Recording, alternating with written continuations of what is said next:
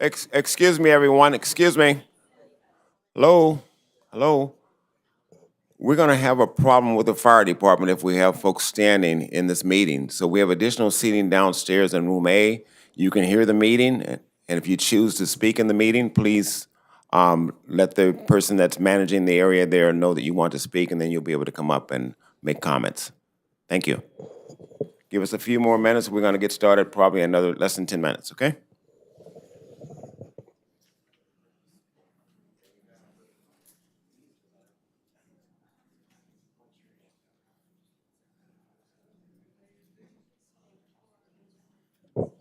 We won't be able to get started until everyone's seated.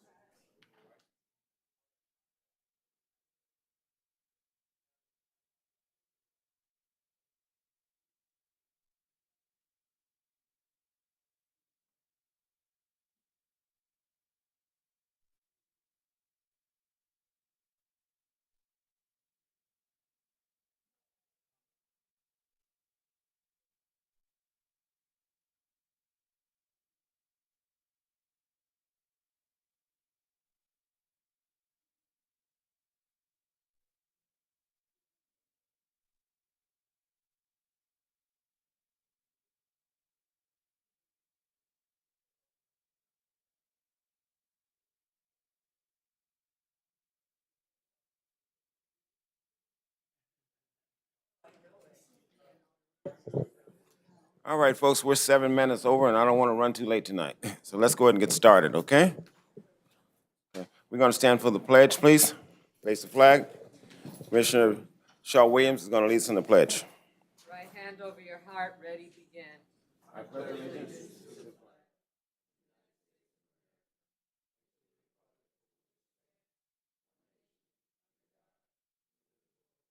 Liberty and justice for all. Roll call. Commissioner Fowler, Present. Commissioner Shaw Williams, Here. Acting Chair Rice. Here. Amen. Communication staff. Yes, Chairman. I would like to announce that we officially kicked off phase 2 of our next level general plan update with an interdepartmental kickoff meeting held today. Phase 1 concluded with over 1,200 comments received from the community and was culminated by the development of an existing conditions report, a community profile, and a vision statement with guiding principles, which are a direct result of the community feedback that we received during the engagement process. This video that we're going to show is a representation of that effort and speaks and is written, narrated by the mayor, but is written in the voice of the residents of Inglewood. I hope everyone enjoys. The city of Inglewood, with our rich history and diverse culture, owes our return to success to our residents, small businesses, and economic partners. Community pride in the city's resurgent national brand as a premier place to live, work, prosper, and play is both tangible and visible. Inglewood's vibrant residential neighborhoods and our diverse range of local services, accented by our state-of-the-art sports and entertainment venues, attract regional and international visitors throughout the year. Inglewood is an inclusive community where people walk, run, recreate, and actively participate in community events, both large and small. Inglewood is a city that cherishes the concept of being good neighbors. Inglewood's next level will be defined by our ability to provide residents and visitors with a variety of housing choices, both market rate and affordable, alongside desirable shopping and services. The Inglewood resurrection will continue to manifest itself in the abundant generation of well-paying jobs for residents and surrounding cities, along with improved access to health care. The next level of Inglewood is not just a vision. It is a continued manifestation resulting from the combination of intricate strategy, planning, and implementation processes, both broad and intricate. These have resulted in the current Inglewood reality. This reality has birthed a thriving local economy where big and small businesses, for the most part, blend seamlessly to serve both local residents and visitors from all over the world. Inglewood's next level will be defined by our commitment to develop practices grounded in environmental sustainability, small business economic incubation, and the promotion of high levels of public safety, all along with a continued recognition of the need to promote social equity. We will leave no residents behind as we embrace our self-imposed mandate of social and economic self-determination. The City of Inglewood will continue to be a municipal leader, setting the example for other cities to follow.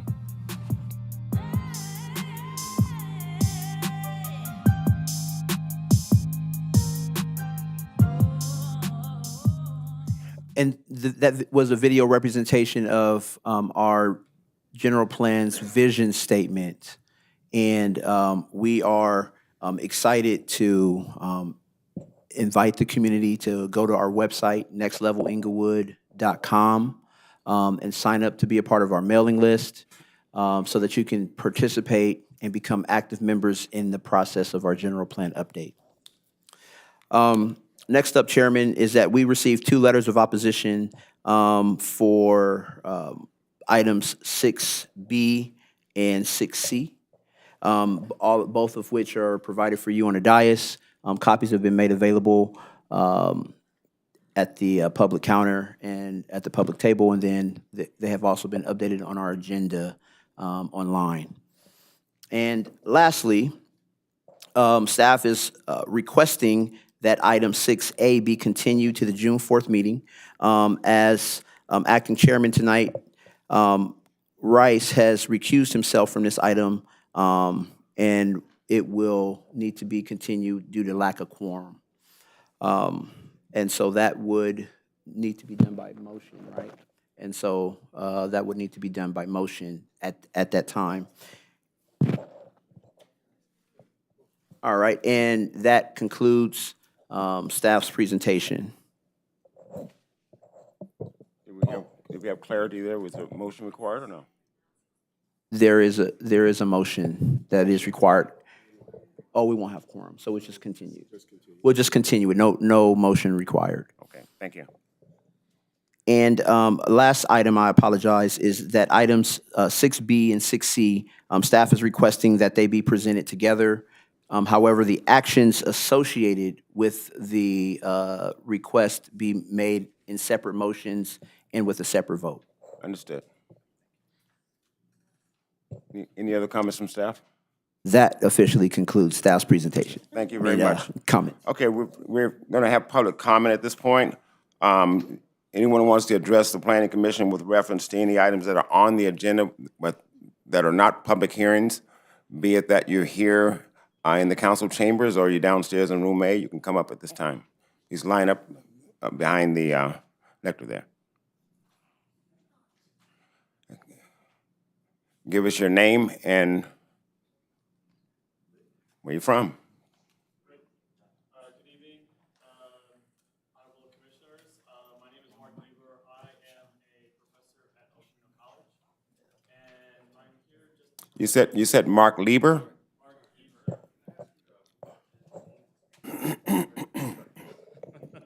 Sorry about that. Good evening. My name is Mark Eber. I am a professor of architecture, planning, and sustainable design from El Camino College. And I'm here with about 10 students who are here simply to observe. So I just wanted to announce our presence. We won't be participating. They're here, students are here to understand the process. The class that I teach is zoning and site planning. And so they are very interested in how this process works when we deal with zoning. Thank you.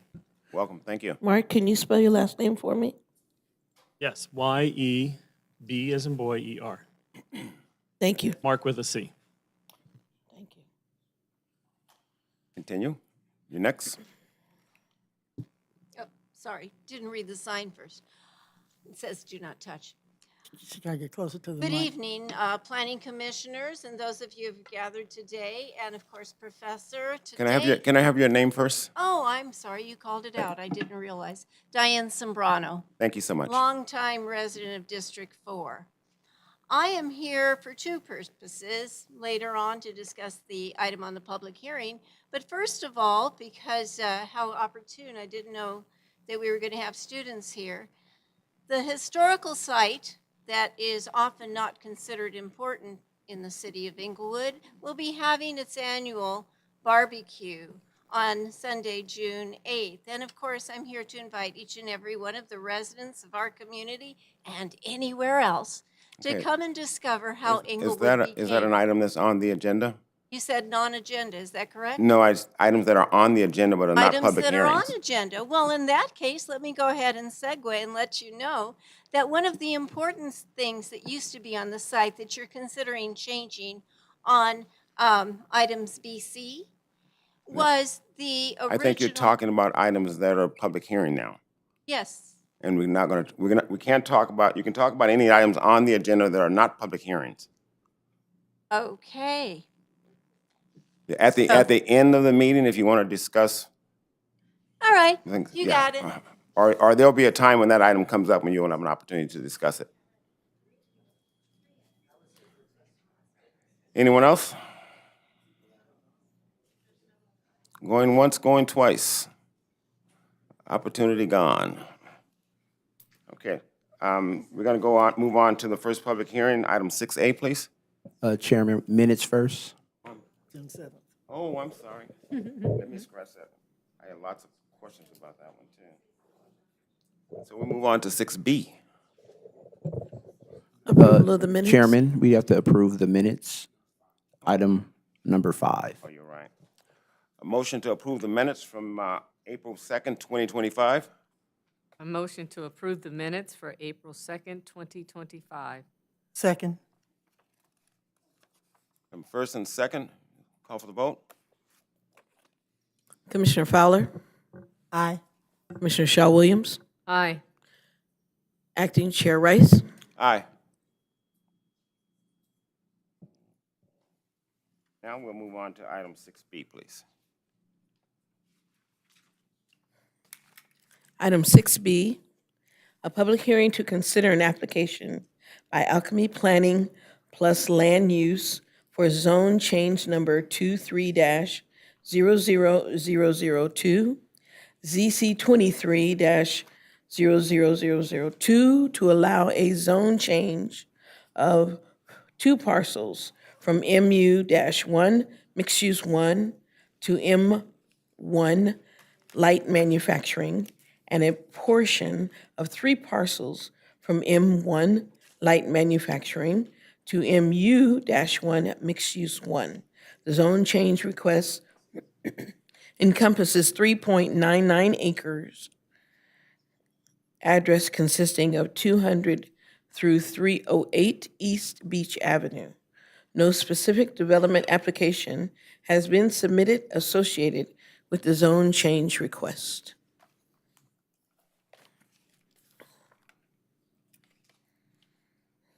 So, just really quick, Chairman, for clarity's sake, we're going to do one presentation, but we can read into the, allow for public hearing, for the public comment for both items separate. So, Chairman, the file is present, and Senior Planner Christine Rivera is available to do a short staff presentation. Good evening, Acting Chairman Rice and members of the Commission. The subject site for both zone changes are located at lots 200 to 308 East Beach Avenue, shown here, and zoned MU1 and M1,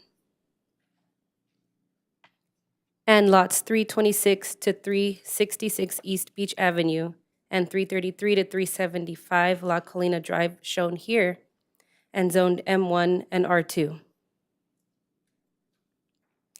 Both sites are in or near the North Station designation of the TOD. On the screen, you'll see the existing TOD zoning designation for the sites.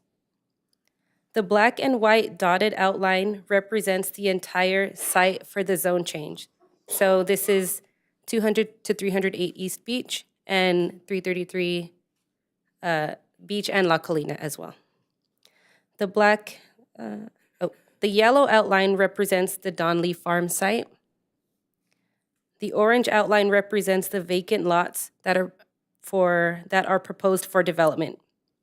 The downtown TOD is in place to transform and enhance the quality of the environment in and around the downtown area. It is in place partially to maximize the utilization of the downtown Inglewood Metro line and high-quality transit options.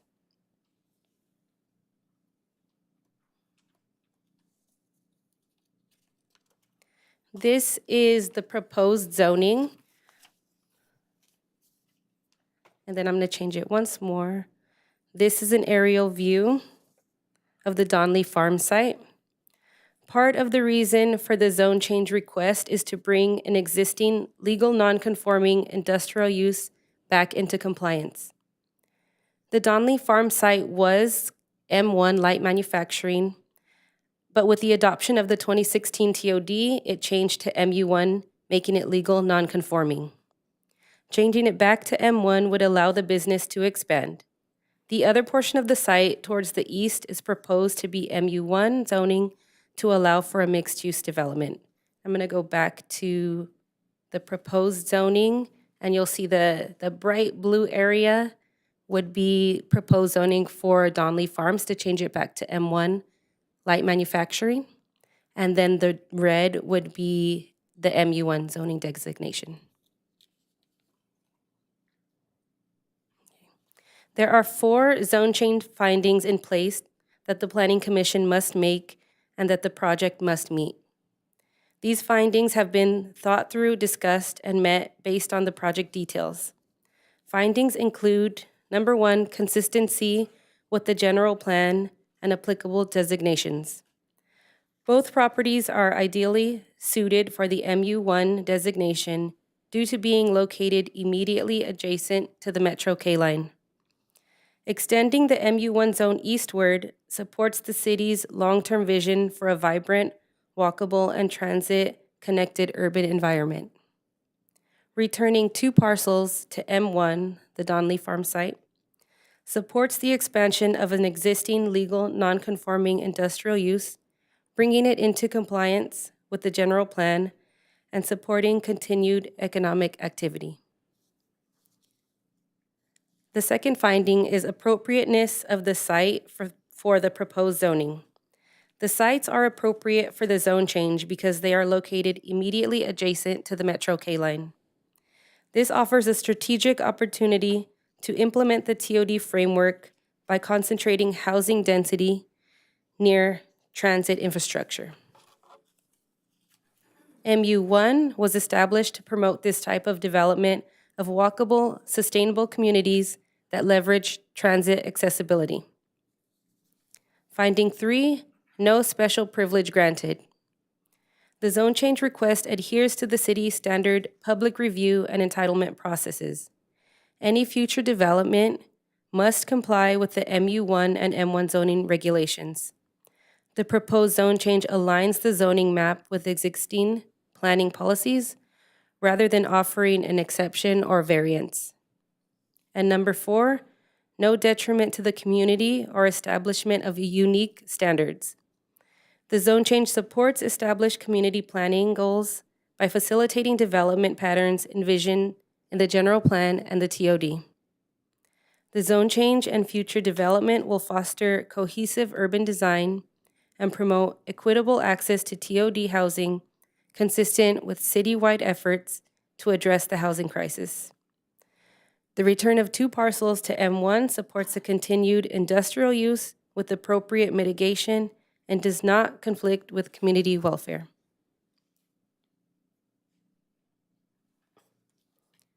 Proposed development. This is on the screen. You'll see the existing site condition for the Donley Farm site. So parcel 1 is zoned MU1 currently, and parcel 2 is zoned M1, light manufacturing.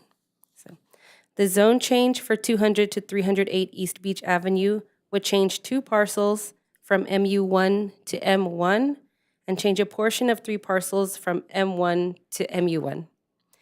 The change from MU1 to M1 would allow for the city to address an oversight in the original TOD plan by restoring an appropriate industrial zone and essentially allowing an existing business to expand. And this is the conceptual plan. As you'll see, parcel 1 would now become M1 light manufacturing, which allows Donley Farms to expand, and parcel 2 would become MU1 zoning. So it conceptually includes the expansion of the Donley Farms warehouses as well as 24 townhomes. Donley Farms currently has 20 parking spaces. The proposed expansion will provide 59 additional spaces for a total of 79 spaces, improving on-site parking conditions and reducing overflow parking on public streets. The expanded cold-dry storage will also reduce daily truck trips, improving traffic and air quality. The townhomes conceptual plan proposes 22 parking spaces for residential and commercial uses on the MU1 portion, consistent with zoning requirements and transit proximity. The zone change for 326 to 366 East Beach Avenue and La Colina Drive would change 14 parcels from M1 and R2 to MU1. There are currently 3 vacant lots within the zone change area. And on the screen, you'll see the development is proposed within those vacant lots. A conceptual plan envisions utilizing the vacant lots with the 5-story, 115-unit residential development. 10 affordable units are proposed. 69 parking spaces are envisioned in a split basement. Similar site developments are being considered on Florence and Locust Street.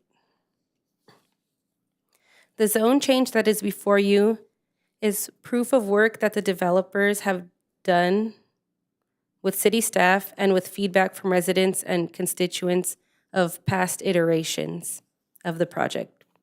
I will address a few concerns that we heard from residents during this current iteration of the project. So one concern has been disregard for the TOD planning process. The TOD was adopted in 2016.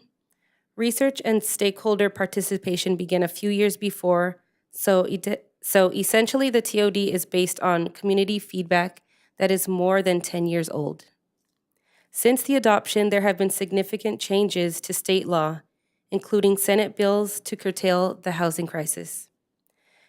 Senate Bill 330, known as the Housing Crisis Act of 2019, was adopted by the state and removes the barriers of local government to allow new housing, especially in urban areas.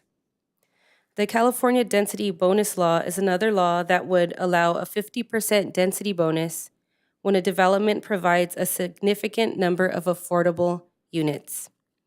Assembly Bill 1287 has since updated the California Density Bonus Law, where essentially the density bonus can be stackable and there can be a 100% density bonus. The zone change would allow for future development that would help Inglewood in the arena of housing and comply with the MU1 and M1 zoning designations. Per our housing element, the arena required for our housing needs is over 7,000 housing units. So the proposed development would help with that number. Another concern has been lack of transparency and community engagement. Staff learned from past iterations of the project the major concerns that neighbors had. Those major concerns included ingress and egress, traffic, building massing, and the width of the street. Staff worked with the developers to make sure that this zone change and conceptual development included responses to those concerns. This lesson learned on this fourth iteration are shown on the conceptual plans. Another concern has been is inappropriate zoning and height impact. The decision to change the zone to MU1 was made in order to maximize the TOD potential and help the city get closer to its housing arena for the state. TOD was put in place to concentrate housing density near transit infrastructure. The MU1 zone was established to promote this type of development. The residential development on the vacant lot will be 5 stories. The topography of the land of this section of Beach Avenue and La Colina Drive includes a slope differential of 40 feet from beach to La Colina.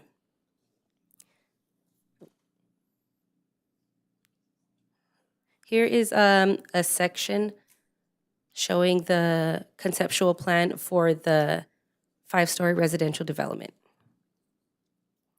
Looking at the conceptual plan, on Beach Avenue, the site can be seen as 5 stories. On La Colina Drive, which would be on your right-hand side, it is 3 stories with a roof deck, and there is a 4th story that's pushed back on that side of La Colina Drive. The development will also include a 13-foot side yard setbacks in order to create distance from the existing houses that are not part of the development. And you might be able to see that on this plan, there's a 13-foot side yard setback, and I'll go back to this plan as well.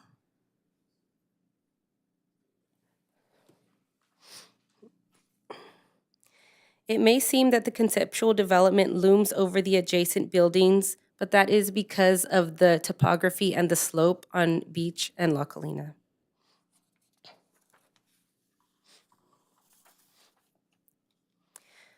Even if the conceptual developments did not go through a zone change and were built by right, with the density bonus, the development could be over 40 feet in height without input from the neighborhood. The MU1 zone allows for a maximum of 9 stories and no setbacks. The developers did not want to drastically change the neighborhood and took into consideration the previous iterations and feedback from the community. Another concern has been traffic and safety. Traffic was a major concern for the residents. Currently, trucks go down Beach Avenue. La Colina Drive is a dead end, and there is not a lot of public parking on Beach or La Colina. The conceptual plans for the Donley Farms expansion would provide 59 additional parking spaces for a total of 79 parking spaces. Donley Farms is expanding their warehouses but not adding more employees. The new parking would help to alleviate street parking on Beach Avenue. There would also be less truck trips from the Los Angeles warehouse to the Inglewood warehouse due to the expansion for the cold and dry storage. The mixed-use townhome component proposes 22 parking spaces for the development. The conceptual plans for the residential development on Beach and La Colina proposes 69 parking spaces. This would alleviate some parking for the development.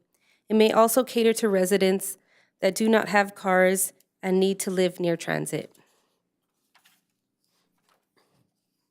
Based on previous iterations, we learned that ingress and egress from La Colina Drive would create a negative impact for the residents.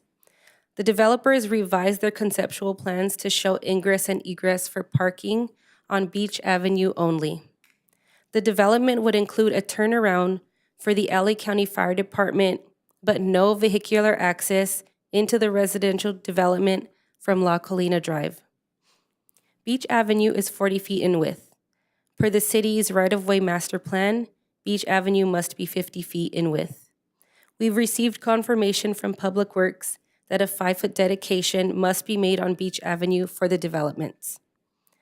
As a reminder, the conceptual plans shown are what was analyzed in the EIR addendum. Previous iterations of the zone change did not include any plans at all. I'll go a little bit into the EIR addendum. Based on the conceptual plans, the construction is scheduled to be complete by 2030. Construction noise would not exceed the thresholds of the existing EIR. The environmental impact does not go beyond the existing to require additional mitigation. The EIR addendum confirms that the conceptual developments comply with the existing thresholds. There are a few benefits to the zone change. Benefits of the zone change would be that non-conforming residential uses would be brought into conformance. Existing residential uses would be able to maximize building potential for any additions to their lots. And there are a few residential units currently in the M1 zone that would be brought into conformance.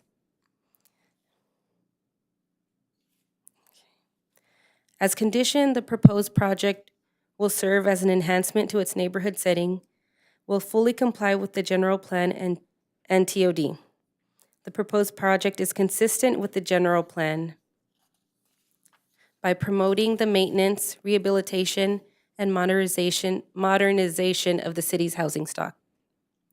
The proposed project is consistent with the active transportation plan and environmental climate action plan.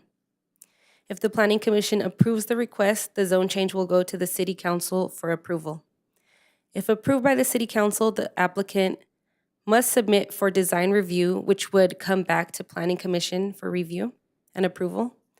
They would have to submit for a parcel map and site plan review. A draft EIR addendum has been prepared, indicating that the project complies with the requirements of CEQA. 2 letters were received for the zone changes. This concludes my presentation, and I'm available to answer any questions. The applicant is also here tonight to answer any questions, and the CEQA consultant is here to answer any EIR addendum questions. All right. Well, you gave us a real mixed bag there. Wow. Yeah. Nice presentation, though. Thank you so much. Questions for staff, Commissioner? Yes, thank you, Mr. Chair.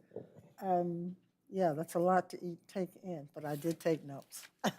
I just wanted to make sure that I heard correctly as far as the parking. It's a 5-story unit, 115, a 5-story building, 115 units, but there's only 59 parking spaces? 69 parking spaces, Oh, yes. okay, 69. And these are conceptual plans. Okay, so I guess, well, I'll ask the applicant about that. I heard the traffic, I want to confirm that, about the width of the street. for traffic? Because I think I heard or read one of the complaints was not enough space to go back and forth. And that was addressed? Yes. So 40 foot?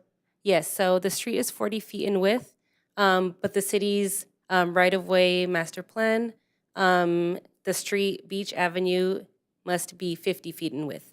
So there's going to be a 5-foot dedication. Define dedication to me. Does that mean it's going to happen? Yes. Thank you. Microphone, please. Yeah, let me see my notes closer. Thank you. I also saw there was a question in terms of, you said the traffic, right now trucks go through there, and that's a big traffic problem, I'm sure. Yes. And so now they won't be going through there? There will still be trucks, but I believe it's 40% less than what is currently, 40% less truck trips than what is current. Because, So they're expanding the warehouse. So right now they have a warehouse in Los Angeles. So most of the truck trips are from Los Angeles to Inglewood. So there will still be truck trips. That might be a question for I will, the. I got it. Yeah, We'll do but there'll that. be less truck Yeah, trips. I'll ask the applicant about that.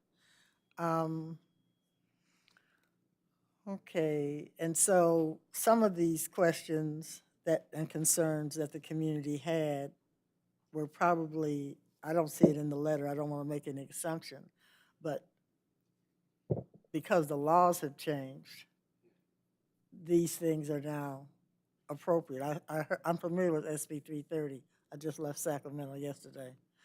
And so that density bonus is going to be applied here, right?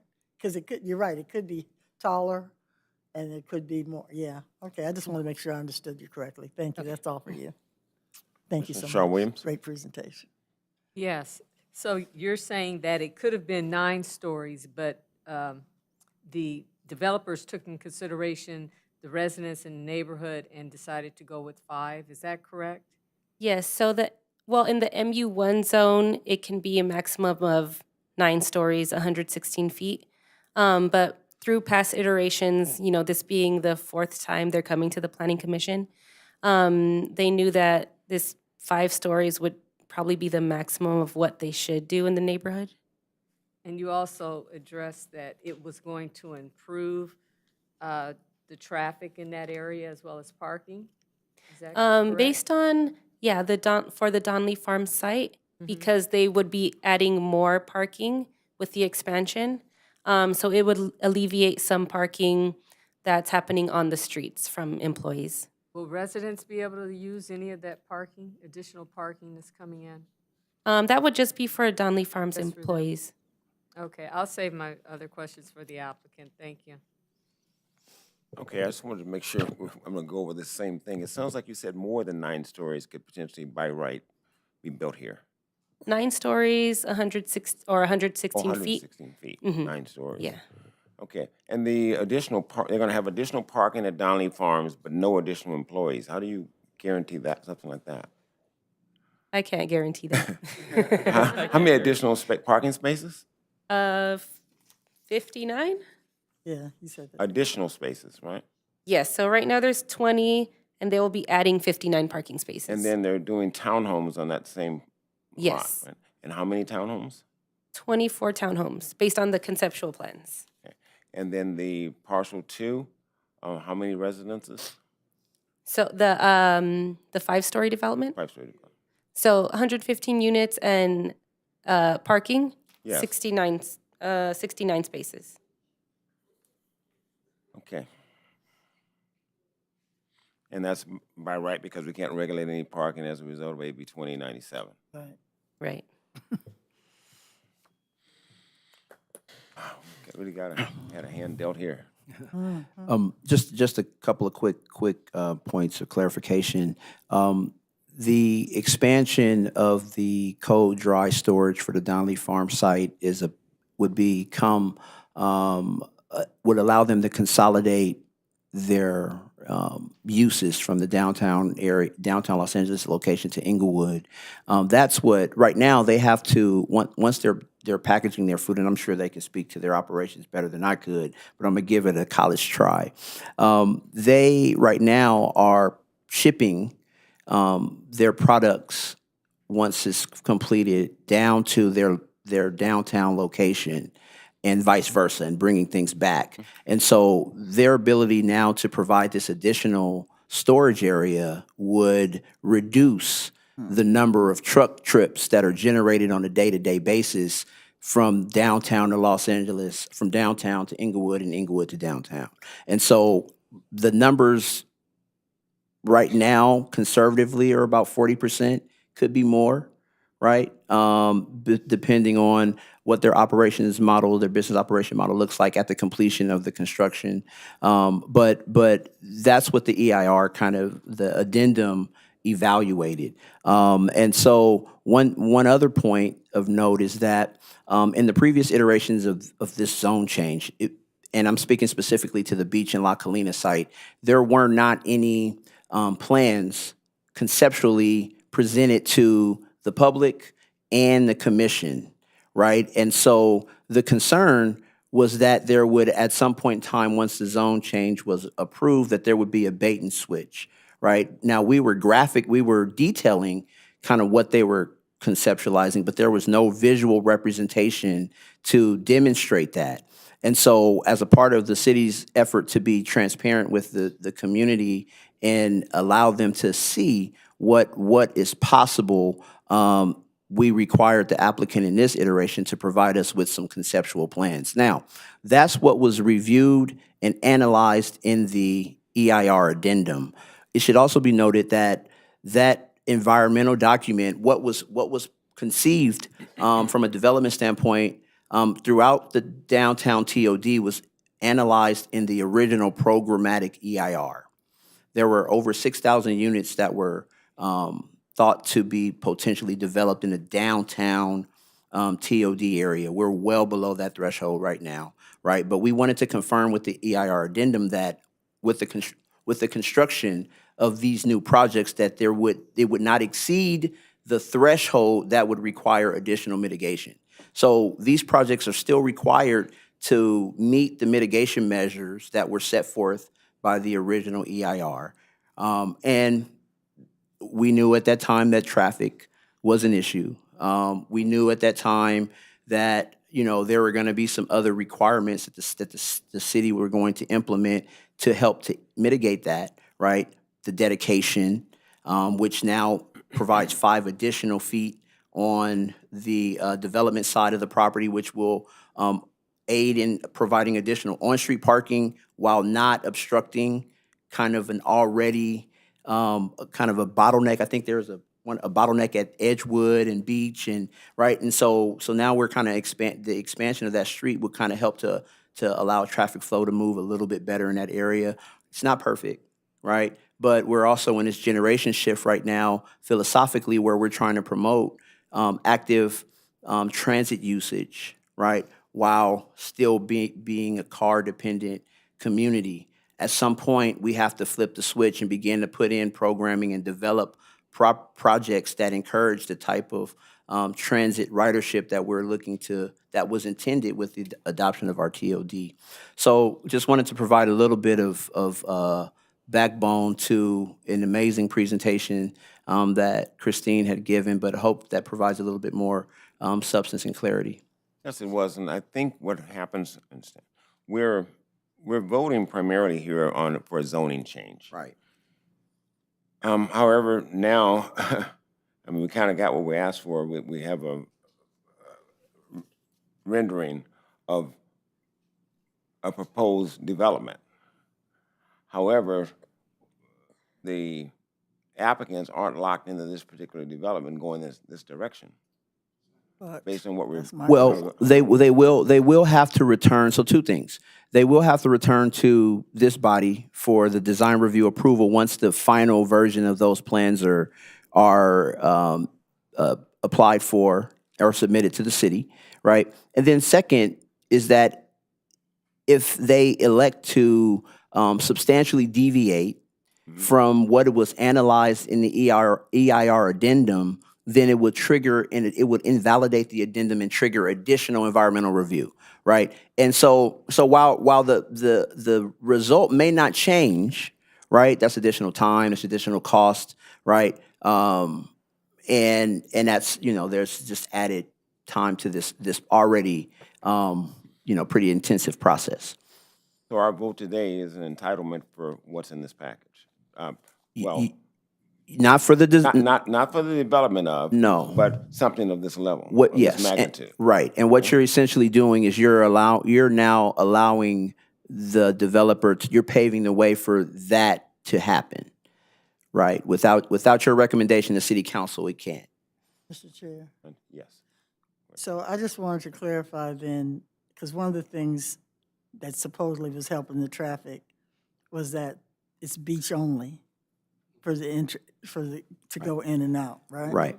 And then that we really are just approving the zoning. And I heard the word conceptual several times, so I picked up on that. And this would then just allow them, they would have to come back. Right. So you're right, if they didn't stick to these things. Right. The initial thought in the previous iterations, and by a number of parties, was that the developer was being just disingenuous with their request, right? And that they wanted to do something that the community had no input in or no idea was coming. Those times are shifting. There's a different mindset. There's more of a collaborative spirit with the development community and their trust in the city's process, their trust in our staff, and your trust as a body in the community with the work that we do as a planning staff. And so while we understand that we can't please everybody, we do know that there was an intentional effort to make sure that we are addressing some of the concerns. La Colina for the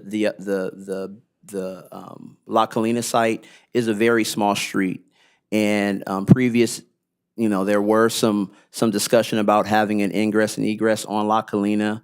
That has then since been removed. And so one thing that I want you to think about is, and I apologize for not having this visually represented, but the limits of the project would essentially provide a 5-foot dedication for about 50% of beach on the south side of the street, right? And that's a pretty significant improvement to the ability to park for off-street parking, for on-street parking, and for traffic flow up and down that collector street. So would this be the first time that the public really got to hear how these things were addressed? Is that This the true is. statement? That's Okay. it. This is, yes. Okay, we have both of these projects, 6B and 6C, presented at the same time. Do we have the applicants for both 6B and 6C here? Can you go back to the lecture so that we can ask some questions, please? And for clarification purposes, we're discussing right now only 6B. This would be the ZCA 23-00002, Okay, so Donnelly Farm Site. we'll talk about that one. Okay, I hope I'm not confused now. Right on her end. Start with her. We have a presentation too, I think a slideshow that we prepared. Is that available to us?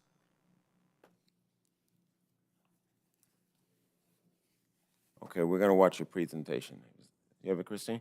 Or you just flip slides, it's just a slideshow. There we are. So, first of all, hello to our neighbors, hello to the commissioners and staff. Your name, sir, please. Pardon me?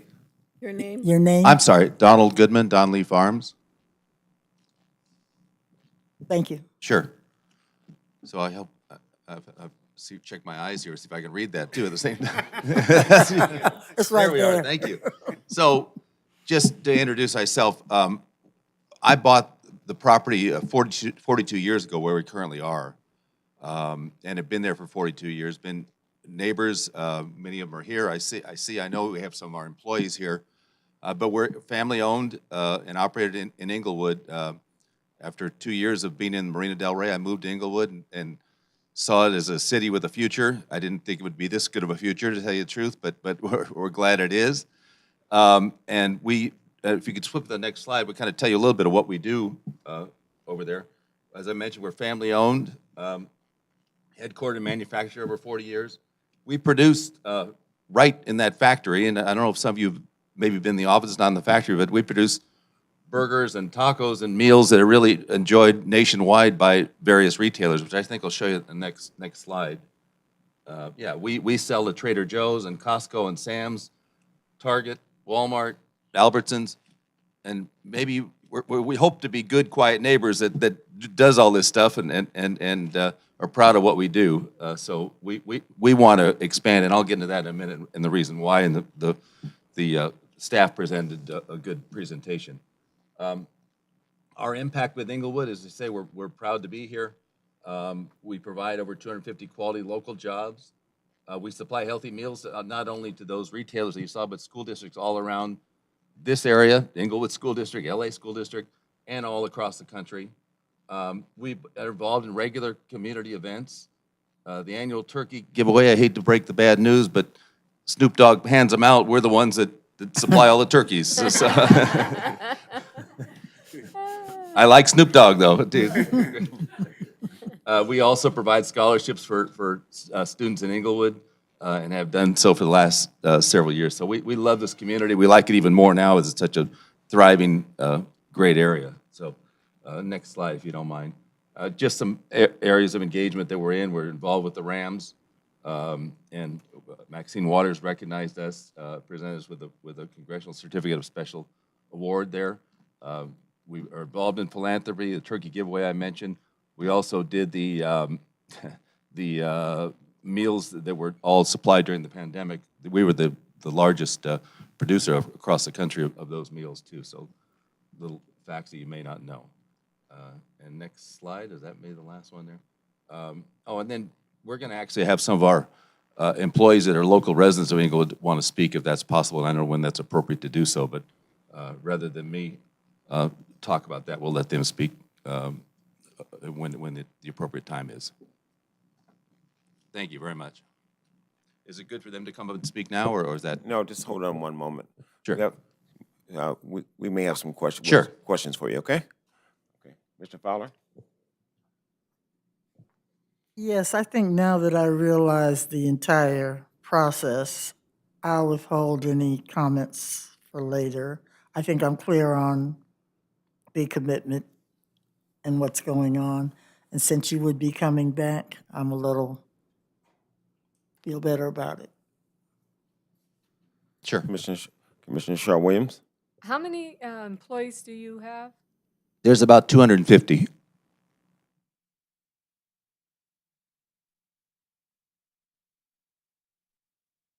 And you say you supply burgers? We do cooked hamburgers. I don't know if you shop in Costco or Trader Joe's. Trader Joe's. Well, that's their own label, but we do a green chili bowl in there. We do a little mini hamburger slider in there, and soon to be a breakfast sandwich is going in there too. So that's under their label. You wouldn't know it's ours, but it is ours.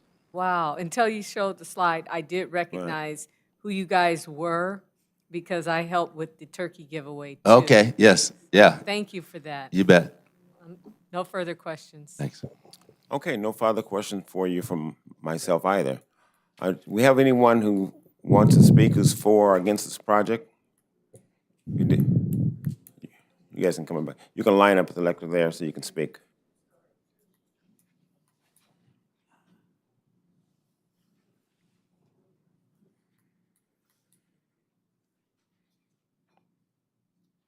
Excuse me, Chairman. Thanks. Just given the amount of people who are here tonight, you may want to limit the time for public comment. We're gonna limit it to 1 minute. I'm Gina Lamb. I have a building that I've owned for 30 years at 321 Make East sure speak nice and loud, okay? I'm sorry. I'm Gina Lamb. I have a building I've owned at 321 East Beach Avenue for 30 years. I'm writing in support, just saying that I support the project with Don Lee. He's been a good neighbor. He's always available to talk to. I think increased housing for his people and increased parking will alleviate the the parking situation somewhat on Beach Avenue, because that has been a problem.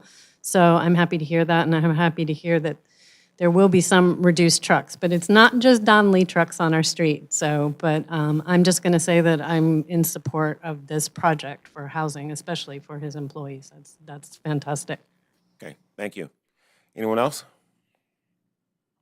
My name is Amber Tuggerson, and I'm also in favor of the Don Lee project. I think it will help improve, and live and work for the employees would be a great thing. Thank you. Anyone else? Craig Sprecher. What is your name again? Craig Sprecher. Okay, thank you. Thank you. Been in La Colina like 32 years, and I've got a lot of faith in Don Lee. Can you get a little Nice and closer to loud. the mic? Yeah. So Speak nice and loud, please. the agenda report for this project calls out the zoning changes that were discussed only, but then suddenly they're mixing zoning the property to the east along with it. I thought it was two standalone projects the way it's written up in the report. It only mentions zoning changes here, and then C is the other project. So I'm not sure why they're combining the zoning change with the two projects. It should be one standalone, each one. They have nothing to do with each other. So, and traffic is still going to be a problem. There's plenty of other cars and truck traffic, and there's semis of ferrous chloride every day, twice a day. So it's not going to go away. It's still a narrow street, even with a 5-foot setback for part of it. Thanks. Okay, thank you. I'm Steve Hurd, 321 East Beach. I'm a neighbor. I've been there for 40 years on an owner-occupied. To pick up on what Craig was saying, it's interesting because you're going to vote twice. And the Don Lee project, they're only changing the zoning on the property he owns. I don't see a problem with that. He owns the property. You want to change the zoning. The other project is going to change zoning on all the surrounding residents, and then they can build 9 stories up. It's going to be the wild, wild west. And there's 2 acres there, and if you're going to change the zoning, I say you keep it on that property alone. Hopefully we get to talk about that project. I think it's too big, it's too much, and it was very confusing with the combining them together Okay, you're in at the time. presentation. You'll get a Okay, chance to thank talk you. about that project a little bit later. Anyone else? Hello, hi. Good evening, my name is Jasmine, and I'm the homeowner at 333 La Colina Drive. And hi to Donald of Don Lee. I don't know where you are, but it's nice to put a face to the company that has ignored my noise concerns for over 5 years. So I'm here to voice my strong opposition to the proposed zoning change. The lot in question has been a long source of danger and disruption to our community. We've dealt with loitering, drug activity, prostitution, and even serious fire risks that forced the owners to cut down over 50 trees in the lot. This lot has been neglected for years, and now suddenly there's a proposed change with huge implications, not just for the neighborhood, but for my specific property. This proposal doesn't just involve the empty lot, it directly affects my home. It gives Don Lee Farms the ability to expand right up to my kitchen window.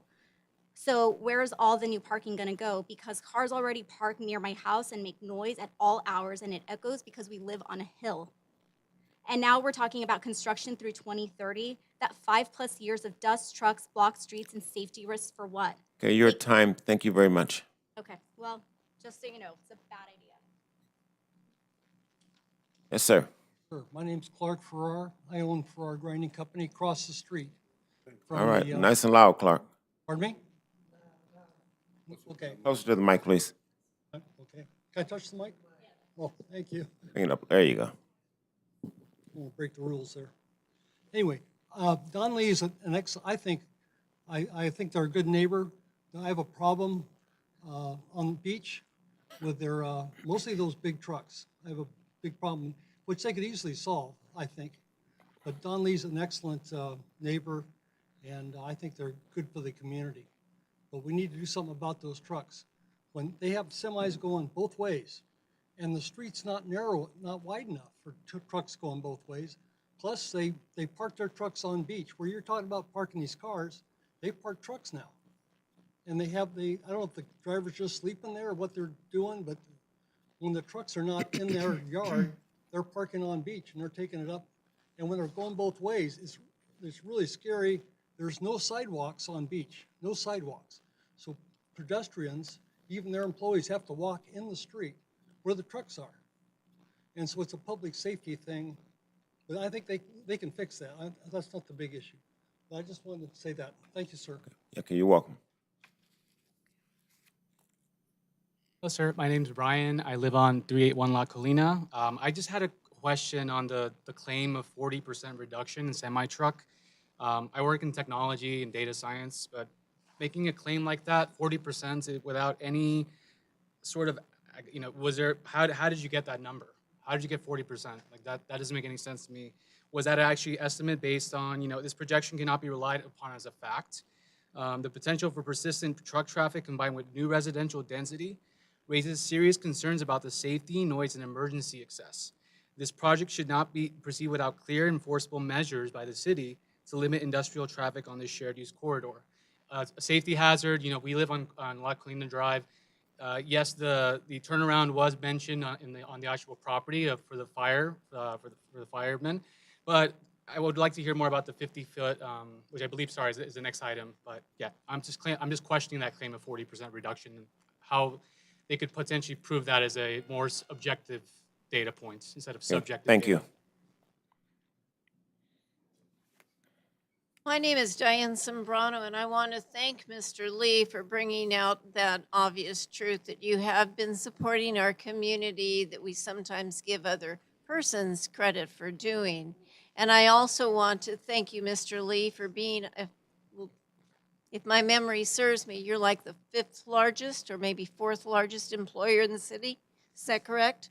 So I think we need to keep that in mind. He has served our community for many, many, many years, and it really upsets me that we're putting two completely different projects together.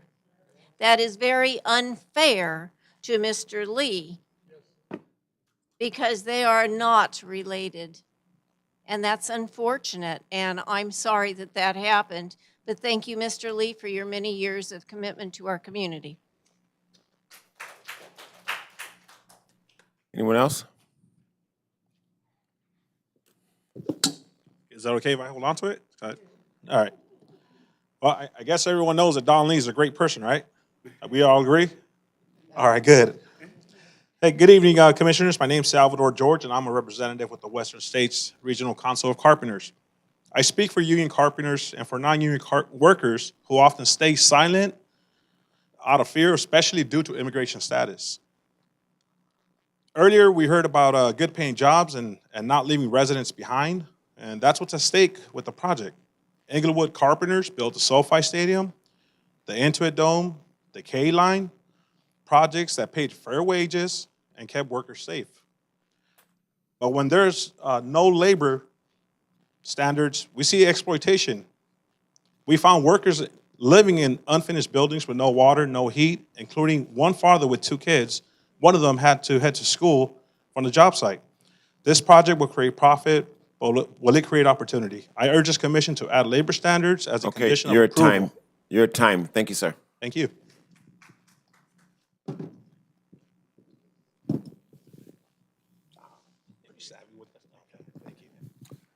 Anyone else?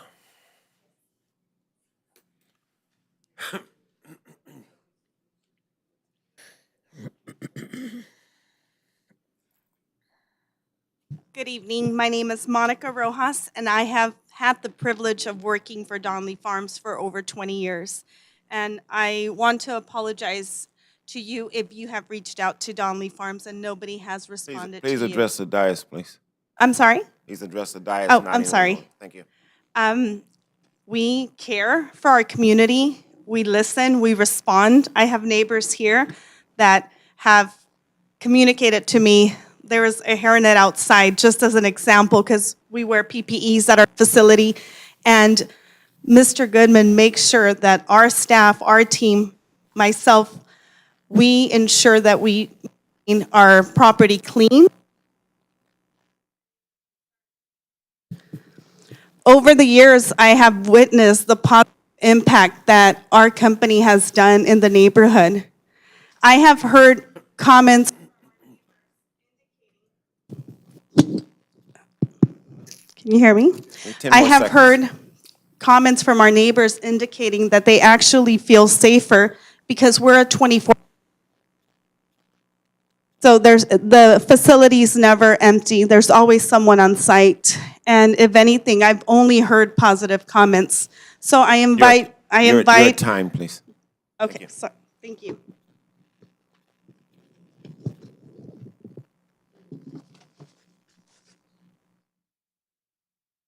Okay, anyone else?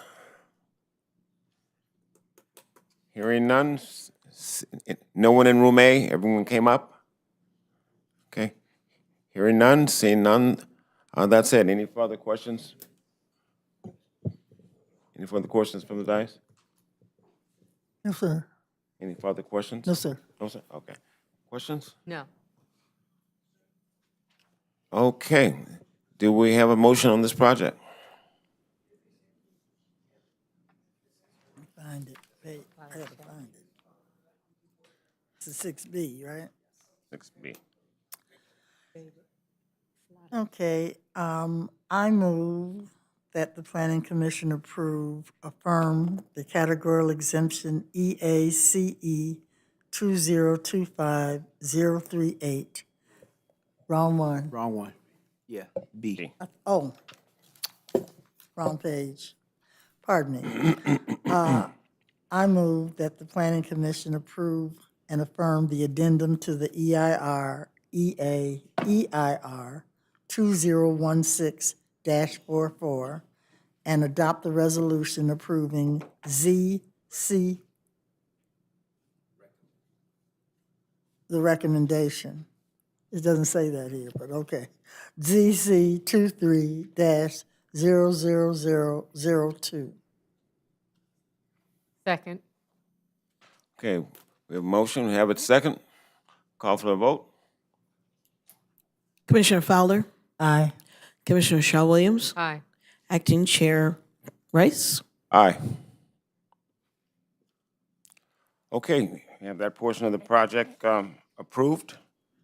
Now we're going to move over to 6C. 6C, yes. So we had the presentation for 6C. Is the applicant present for 6C? We do, Brian Moran from Aero Collective. We are the architects on the project, and we do not have a presentation. Okay, can you speak on the project I can speak to the architectural elements or any questions that you might have on behalf.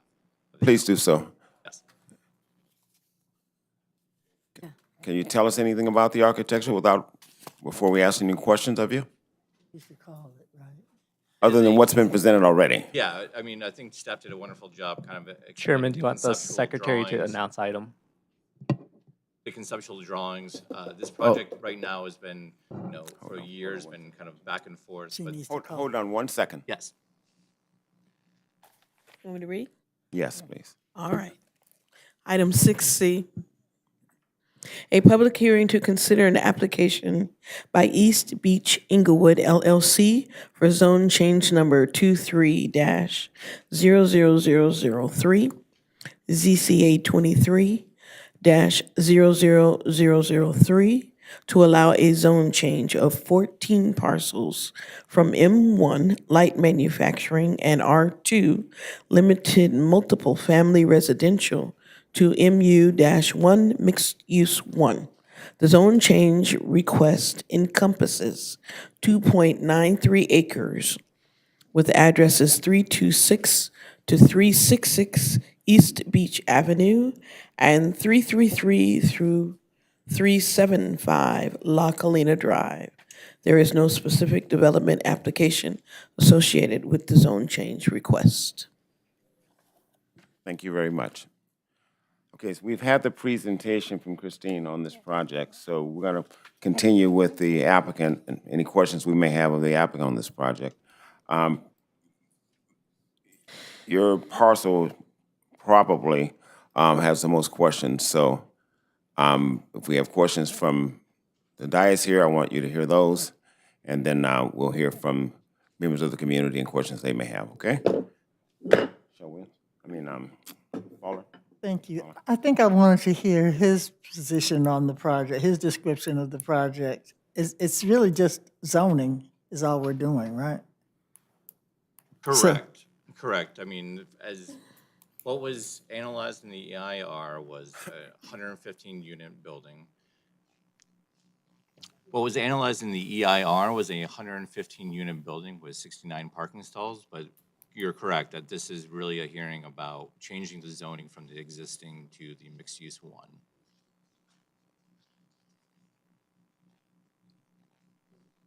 I may have comments. I'll reserve them later. I may have something later. Very good. Commissioner Shaw Williams? I don't have any questions, thank you. You know, I think this, I'm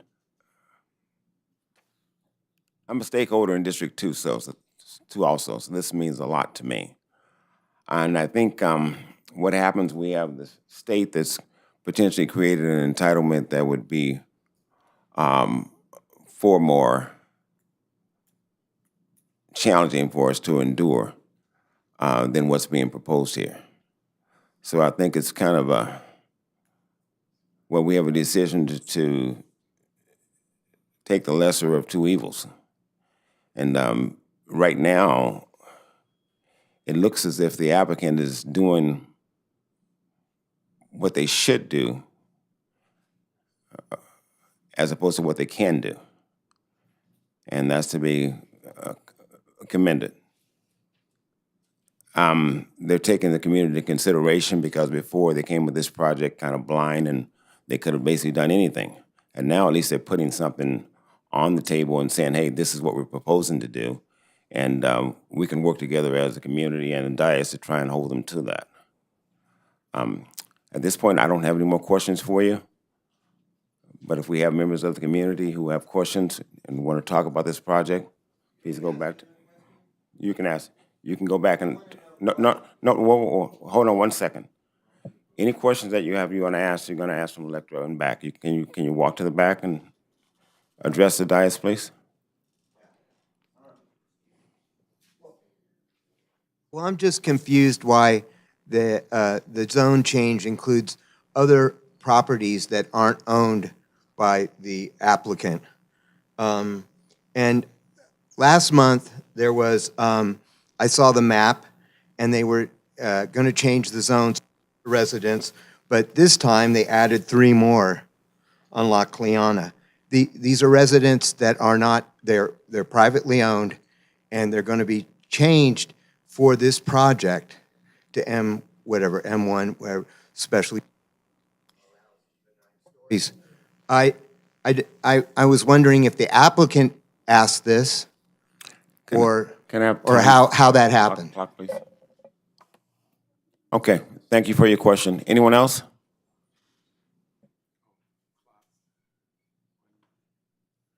Hold on 1 second.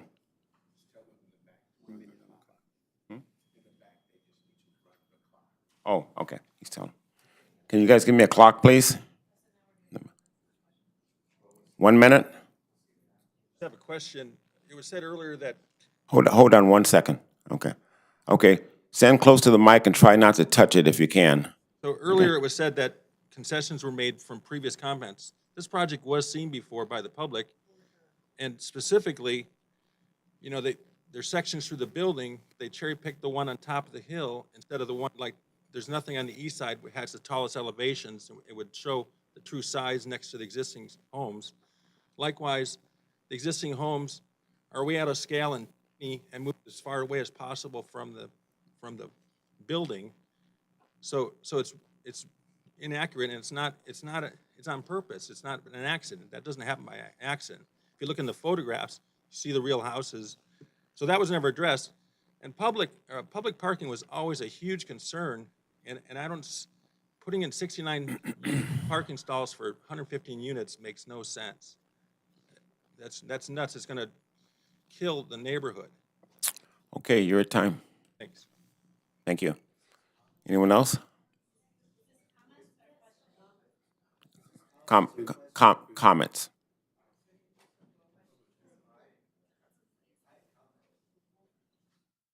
I mean, I don't want to test the integrity, Gina Lamb again. I don't want to test the integrity of the group that's proposing the LLC, but we don't really have a guarantee. If for some reason this plan fails and the zone change happens, then we have no guarantee that a 9-story building can't go in as of right with the zone change. That concerns me. Also, the street is not 40 feet wide along Beach Avenue. Portions of it up by Centinela are, but right at the blind curve where this proposal's going in, it's only 28 feet wide. I have photos and have witnessed many mirrors getting taken off of trucks and cars as they pass at that corner, and I don't think that's really been addressed in the change that we saw in the presentation.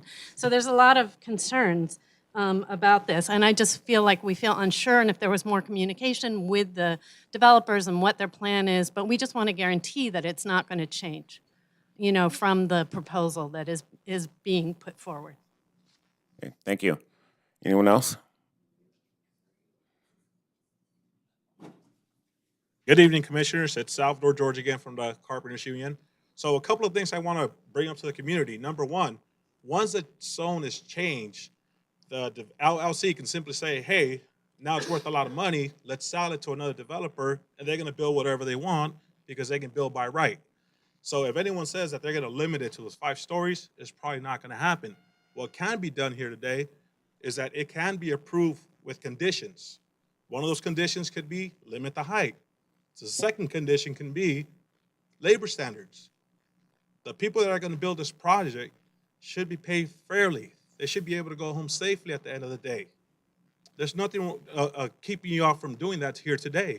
Approve it with conditions, limit the height, put labor standards, and that's somewhat of being transparent with the community. Thank you again. Thank you. Next. Thank you. Let me speak again. My concern is the safety of people on beach. If you look at that picture of the building and where the people come in and out of the building with their cars, they're going to come in and out from a blind spot, and they're not going to see those big trucks coming up and down. And people drive down that street 30, 40, 50 miles an hour. And my concern is somebody's going to get seriously hurt. And plus, I wish we had some sidewalks, because anybody from this building who wants to walk down beach, they're going to have to walk in the street between the cars and the trucks. And it's just not safe. And I'm sure they can come up with some better solutions for this project. And I wish they'd get the project approved before we do the zoning change where this building is going to be, because they're just trying to hide some stuff from us real quick here and do some things behind our back. And thank you for letting me speak. Thank you. Hi, my name is Sean O'Shea, and I live on 375 Colina Drive. I've lived there for over 19 years. That's included in the zoning change for some reason. I just found that out. I'm reading parts of a letter that came from Martina Guilfoyle. She lives at 367 La Colina Drive. She lived there 32 years, and she's adjacent to the property. Basically, I'm going to read a couple bullet points. Disregard for the TOD planning process. The 2016 TOD plan was a 20-month plan. Rezoning was not needed, explicitly not recommended. Lack of transparency, inappropriate zoning and height impact. Misrepresentation of her house in the page 3 through 15. You were all given these letters. Please, please read them. Traffic and safety, violation of planning principles. She called in, okay, I'm out of time. Thank you.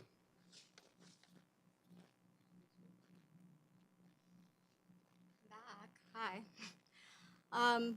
You've heard my neighbors today, and you've heard our concerns for years: traffic, parking, dangerous narrow streets, and so on. It's one party, the developer. Meanwhile, we get years of construction, noise bouncing off the hill, blocked access and traffic on a 1-lane street that can barely even handle an Amazon delivery. And sorry, but this law was never meant for density anything. You keep going back and forth to the drawing board because it doesn't work. That's not on us. The developer made a bad buy. Don't shove the consequences onto the people who actually live here. So please vote no, and maybe next time lead with transparency. Anyone else?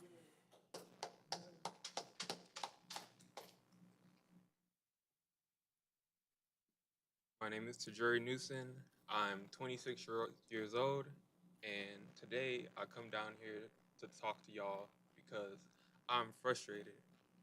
I'm frustrated because I followed the path that y'all generation provided for me. Y'all told me to stay out of trouble, go to school. I went to UCSD, I graduated at the top of my class. I got a good job working at UCLA as an academic advisor.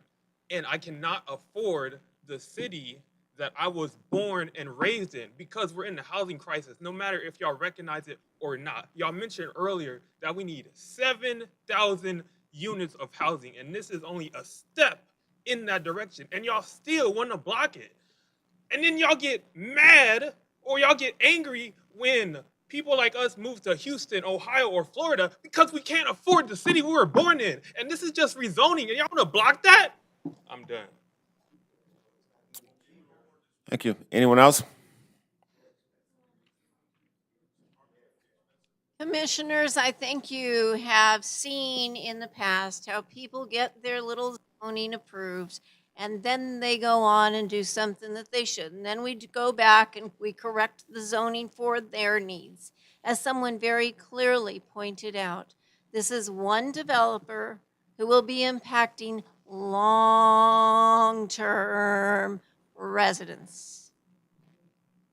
If you don't want it next door to you, you shouldn't put it next door to anyone.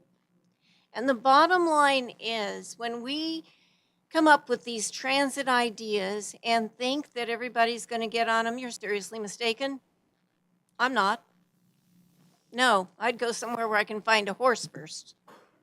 That is unrealistic. And keep in mind, when we're bulldozing schools, where do you think those kids will be going? Are we going to eminent domain everybody else to create a schoolyard? We need to consider Okay, the you're at current time. residents. Thank you. Joyce Dalal at 313 East Beach. I just want to say that I am uncomfortable with the idea of rezoning properties for people that are not involved in this project and didn't even know that they were being rezoned. And there's other properties there besides this lady who spoke. Do they even know that they're up for rezoning? That feels very odd to me. I can understand if the property owner wants to rezone, but to have somebody else rezone their property without their knowledge just seems very wrong.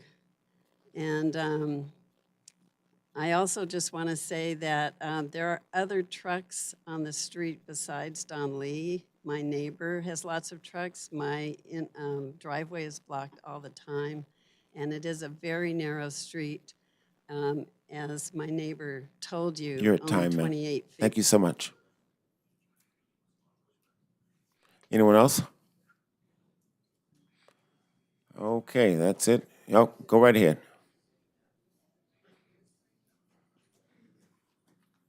Commissioners, Catrice Frierson, La Colina resident. I'd like to also just piggyback on my neighbors and like to oppose the request to rezone our street to allow affordable housing to be implemented. And we already can't even afford, like the young man said, it's hard to afford the Astra and the new place right there on Florence and La Brea. Focus on maybe Market Street, develop something on Market Street, get some restaurants. We only have Kiokia and the Pot Place that are good restaurants. Focus on making the city thrive in that way. We have enough housing that we already can't afford. So leave our street alone and go somewhere else. Thank you. Okay, anyone else? I would just like to say that while a 50, my concern around street safety, while a 50-foot street meets technical minimums, real-world conditions present significant risks. The street already accommodates semi-truck parking from an adjacent industrial zone, and a proposed increase in residential density will add vehicles, deliveries, and waste services. Another thing to consider. Combined with the street's dead-end layout and limited egress, this creates a substantial risk of blocked emergency access. One thing I would ask is, could the city perhaps require a comprehensive traffic and safety impact assessment before approving legislation? That way we kind of just do our due diligence, right? Do some research on whether this is actually a safe proposal or not. Okay, thank you. Anyone else? Hi, Chris Abbott, reside at 377 La Colina Drive. To the developer, you're talking about putting 115 units on La Colina. Where do all these people go to? They're not just going to stay on the entrance or egress onto beach. They're going to walk on La Colina Drive.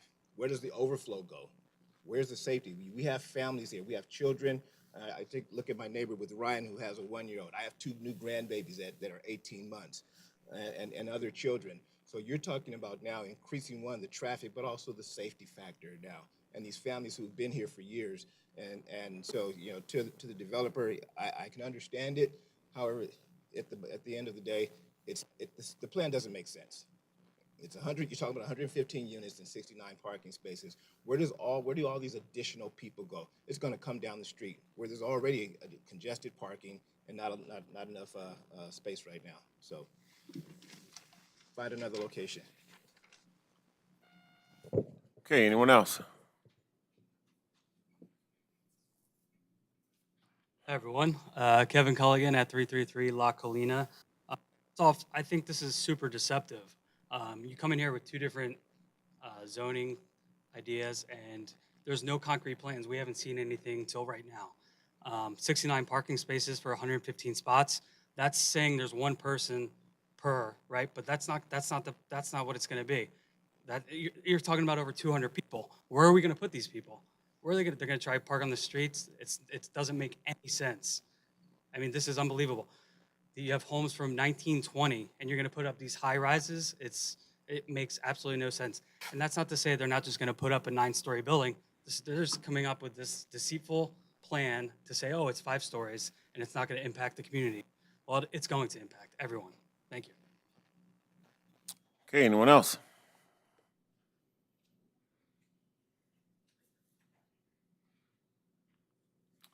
Commissioner Fowler, any questions for staff?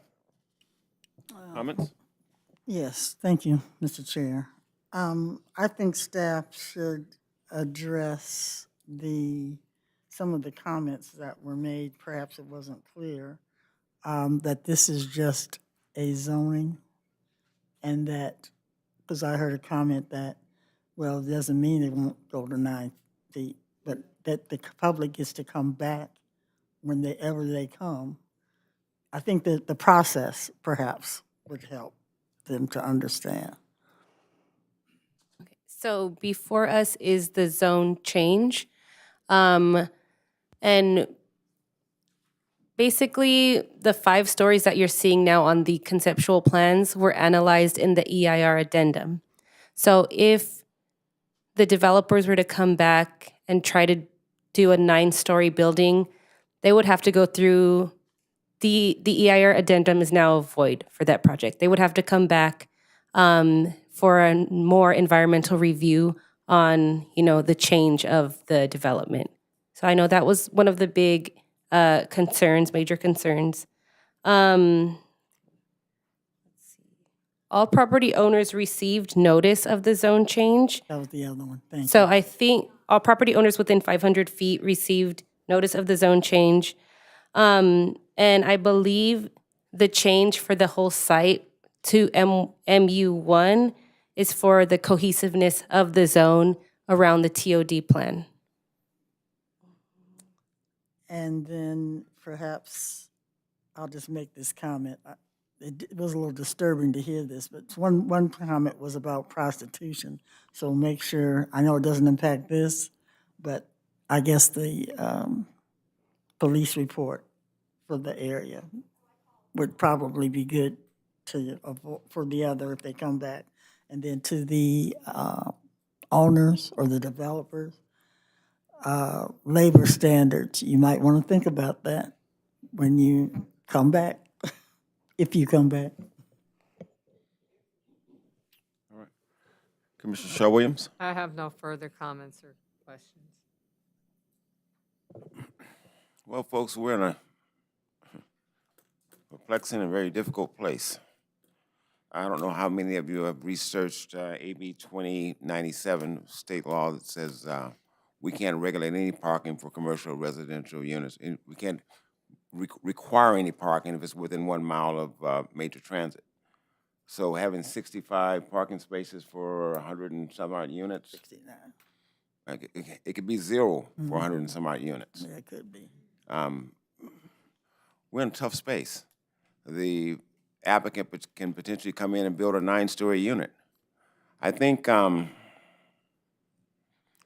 we probably have to work together and watch this project very diligently, and hopefully the applicant will come up with some type of development at some point on their project that's a happy medium for everyone, a good performer for the developer, and show that they're a good neighbor for the community. Any further questions? No. Thank you, Mr. Chair. Okay, we're gonna, and it's difficult for all of us, but at this point, we're going to request a motion. Motion. It is recommended that the Planning Commission affirm the addendum to the EIR 201644 and adopt the resolution approving ZC 23-00003. Second. We have a motion, we have a second, call for a vote. Commissioner Shaw Williams, Aye. Commissioner Fowler, Aye. Acting Chair Rice.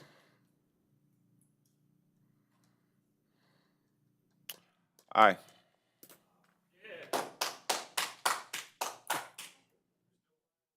Okay, all right, we're gonna have some order. Anyone who wants to stay for the next hearing, stay in. If not, everyone else, if you're gonna exit quietly, please. Chairman, Yes. one more step. Yes, Hold on. One more step. Just according, Hold on, folks. This is important. Hold on, 1 second, really important. just according to the IMC, your recommendation tonight will be forwarded to the City Council for their consideration. Is there Okay, thank you. All right, that's it. Thank you, folks. Now, talk to your assembly member. We're going to take a break for about 10 minutes, folks, and then we'll come back for our last agenda item. Thank you.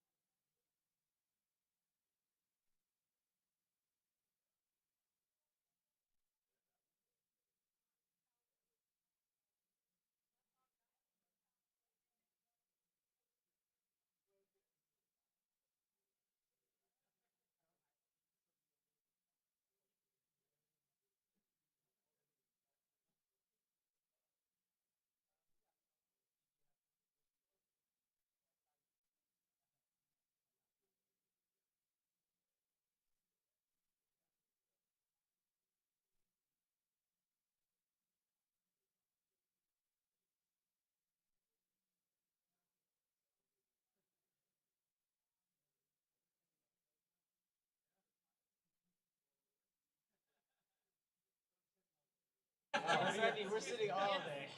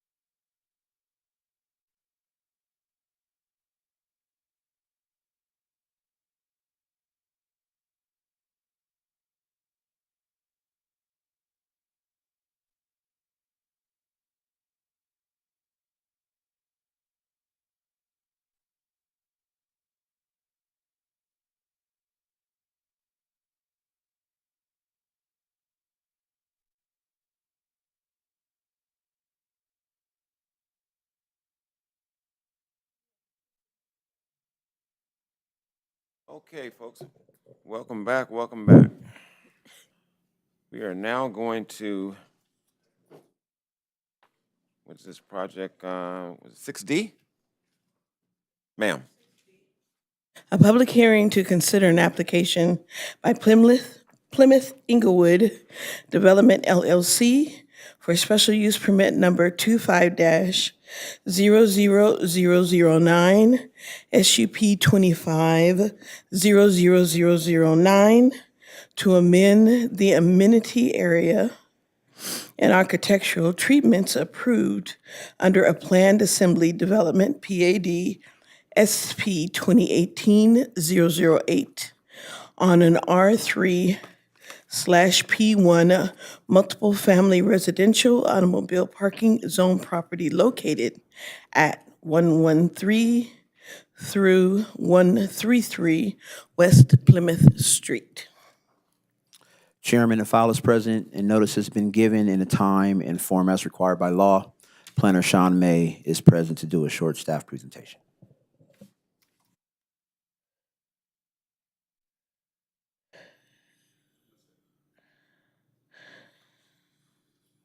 Good evening, Acting Chairman Rice and members of the Commission.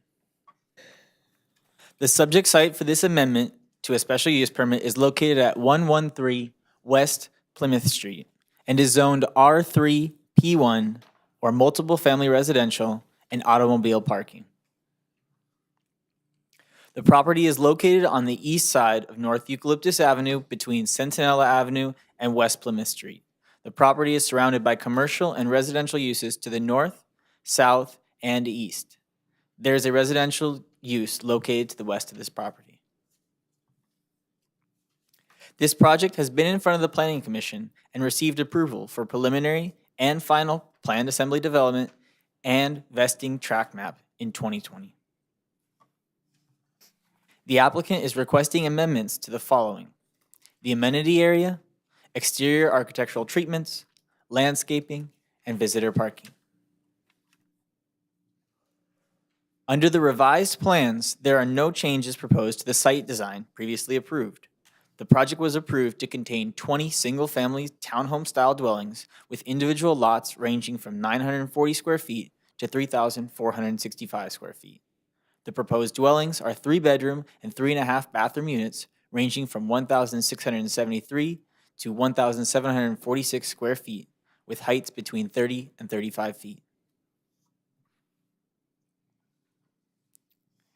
The proposed amenities include the replacement of the pool and spa with a barbecue area and changing a children's play area into a sports court. These are the amenity renderings.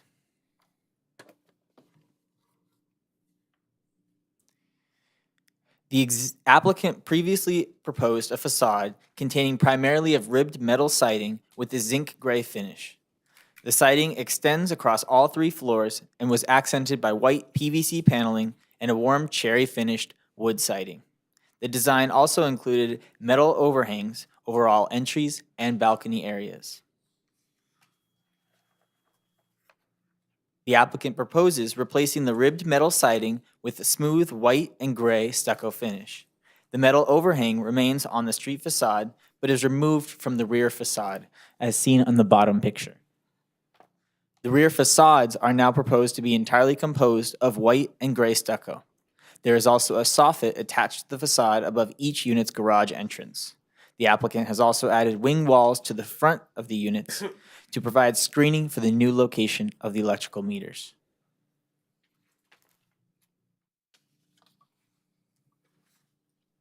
These are the side elevations as seen from the neighboring properties to the east and west. And these are the proposed renderings with the changes incorporated as well.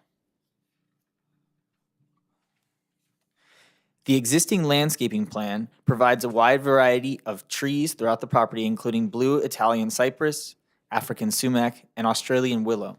Shrubs on the property included gray rush, California gray rush, black rose aeonium, kiwi aeonium, and Tagates lemoni. The applicant proposes to change the landscaping plan to be surrounded only at the proposed amenity area. The applicant proposes blue Italian cypress trees, California gray rush shrubs, and toyon bushes around the proposed barbecue area. The applicant also proposes an artificial green wall located along the fence, abutting the alley. As you can see, right where the property goes north, that is where the green wall is proposed. The applicant proposes no other on-site landscaping. The previously approved plans showed 5 guest parking spaces located next to the trash and recycling enclosure area. The proposed changes only provide 4 visitor spaces to provide access to the trash and refuse enclosure area.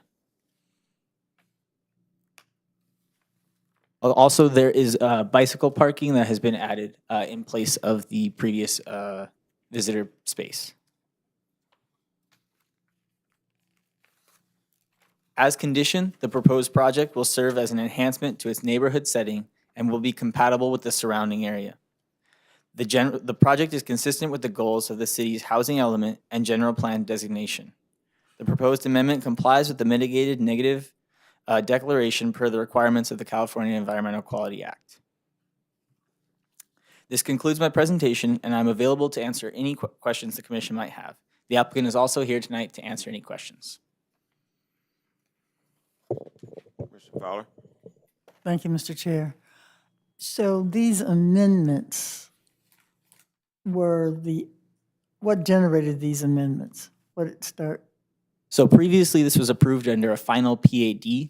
So when there are changes to a previously approved PAD, they required an amendment to the SUP. So that's why these changes triggered the. So they eliminated the pool. Yes, they were replacing the pool with the barbecue area. I see it. Okay, I don't have any further questions. Thank you for your presentation.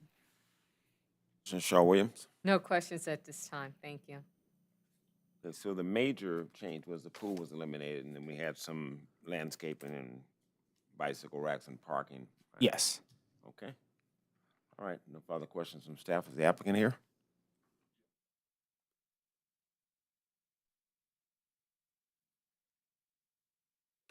You want to tell us about your project and about your changes and what happened? Well, we had a bit of a storm drain issue. Try and speak into the microphone as much as you can. We had a storm drain issue that the county of Los Angeles had a storm drain that ran under the shopping center and into our property that people missed. We all missed it. And we had to make a bunch of changes to the whole project. So the parking was cut down because the storm drain, when we moved the easement over to the east of the property, we needed the space. And it's a huge storm drain easement that we had to spend a lot of money to get moved and to continue the project. The pool, because of the state requirements, it was a small pool to begin with.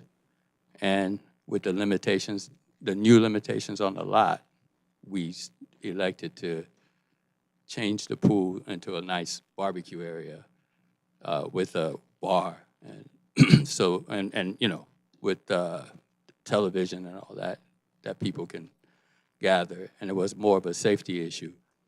Pool was so small that the state requires that you have a lift for someone who's disabled, and it was not it wasn't large enough to be able to do that. So, made more sense to eliminate that issue and go with something that more people could enjoy.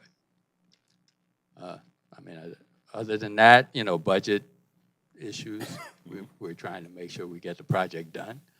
And we're quite a bit over budget at this point. Okay, Commissioner Fowler, you have questions for the applicant? No, I like the project. Pool would have been nice, but I understand the conditions. So the landscaping changes, what about those? Why were they made? Did you change the landscaping? I'll let Corey speak. Okay, thank you. Hi everyone, my name is Corey Chen. I'm the owner rep and also designer for this project. So there are several reasons that drive the landscape change dramatically. I can't hear you, I apologize. Yes, so Can my you name is Corey, There you and go. I'm the, oh, here we go.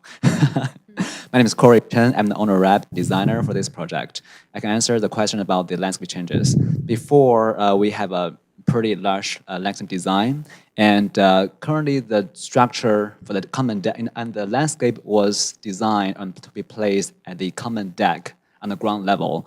And actually the construction of the deck is metal decking with concrete composite and below. So that's really limit the gravel and or soil space to provide the really healthy landscape above the common ground deck, because we have the basement common driveway in the basement. So and also the putting the landscape on the cantilevered metal composite decking is a major issue for water leakage later on, which will increase the HOA cost, which in the end will make it less affordable for the future buyers to own their homes. So that's actually the most important technical aspect, that we limit the landscape.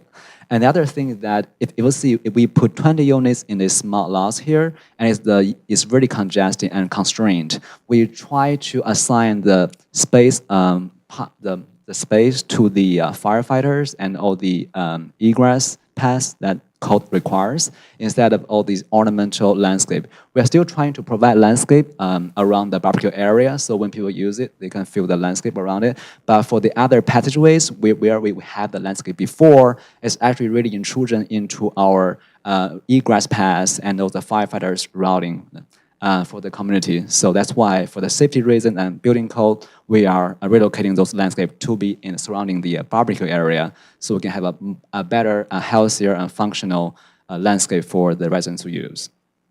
Thank you. Okay. Commissioner Shaw Williams? I was just curious, are you going to have hours designated for your basketball and pickleball? Because those can both be noisy. There's going to be a homeowners association, so we'll let the homeowners kind of decide what's best. Okay. Yeah. So these are going to be purchased? Yes. They're condos or townhomes? They're small lot homes, but more in the townhouse style. So I guess condominium. Oh, okay. All right. Thank you. No further questions. Okay, this item came before the dais before, and I'm not having any objections to the design changes you have here. Any further questions before we move on to? No. Okay. We have anyone here that's for or against this project? Is it? Yes, it's public hearing. Yeah. It says Okay. public hearing. Yeah. Anyone for or against this project? If so, please go to the back of the lectern and let's hear your approvals or things you're concerned about. Seeing none, hearing none. Okay, we're gonna call for a motion on this particular project. Okay. I make a recommendation that we adopt the resolution approving SUP 25-0009. That's enough zeros. Second. Okay, we've had a motion, had it second. I'll call for a vote. Commissioner Fowler, Aye. Commissioner Shaw Williams, Aye. Acting Chair Rice. Aye. Thank you. Okay, you have your project. Congratulations. And Chair, just really quickly, there is an appeal procedure. And according to the IMC, anyone may appeal this decision within 20 days of the hearing by filing a written notice or written letter, as well as paying an appeal fee of $942. Okay. That's it. Well, we've had a long evening. Very interesting. I hope everyone enjoyed it. Do we have any commissioner initiatives? Start with me? Yes. Thank you, Mr. Chair. I'm sorry. I'm sorry. Hold on. Oh, yeah. Do we have any open for public comments for any items that are not on the agenda and about any other items that are not on the agenda? Open for public comments? Seeing one, seeing none, seeing none, seeing 10. The one I saw left, so that's it. No one, we're gonna have an initiative. Initiative, Commissioner Fowler, please. Thank you, Mr. Chair. First, I'd like to welcome the professor. Thank you so much for bringing your students from El Camino. Very thoughtful. I hope they learned a few things, maybe even what not to do. But you're welcome to come anytime. We're proud of our staff. They're very anxious for the community to learn what's going on here in Inglewood and the process. So I really appreciate the professors thinking of us and bringing you here. Hope you learned a few things.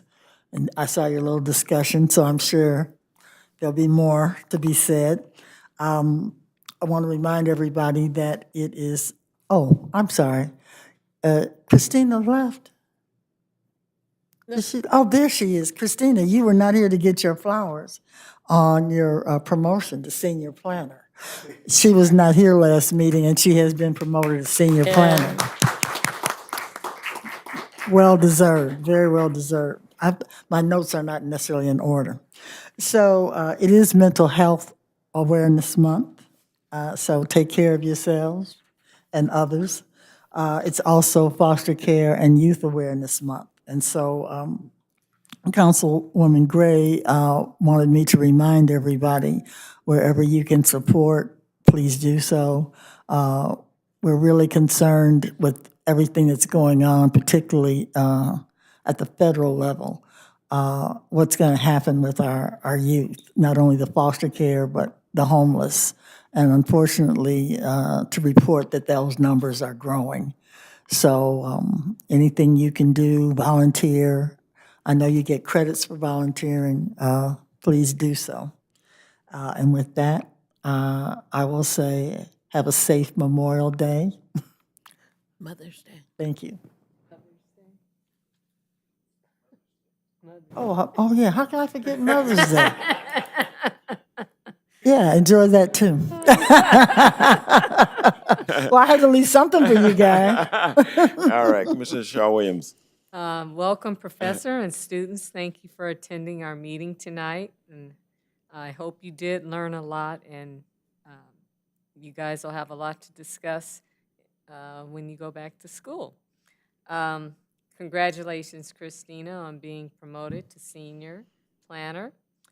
And lastly, again, I want to thank the Clippers organization for the donation to the Morningside Monarch Alumni Association, the $117,600 that they donated to the 2025 senior class. We're going to do our presentation tomorrow at 9 a.m., 9 to about 10:15, where we gift them gifts outside of us paying for their prom, for prom night, not prom night, prom, grad night, Universal Studios, with senior breakfast, yearbook. They got Letterman jackets and a bunch of other nice things that we paid, that the donation paid for. So from the Clippers. You don't Thank need you, escorts? And happy Mother's Day to all. Thank you, Chair, Co-Chair. All right. Thank you guys for coming. We're charged as a planning commission with balancing the interests of the community against the interests of developers on things that are not just by right within the city's charter. And sometimes, as you can see, it gets a little sticky. But ultimately, I think I was in court once and a judge asked me, "Are you satisfied with what you received?" I said, "No, I'm not." He asked the other party, "Are you satisfied with what you received?" He said, by no means, of course not. He said, "I think I made the right decision." So sometimes that's what happens. Everyone doesn't get everything they want, but we balance it. But I really appreciate you guys coming out. And Christine, congratulations. I'll see you later. We'll talk. And meeting's adjourned.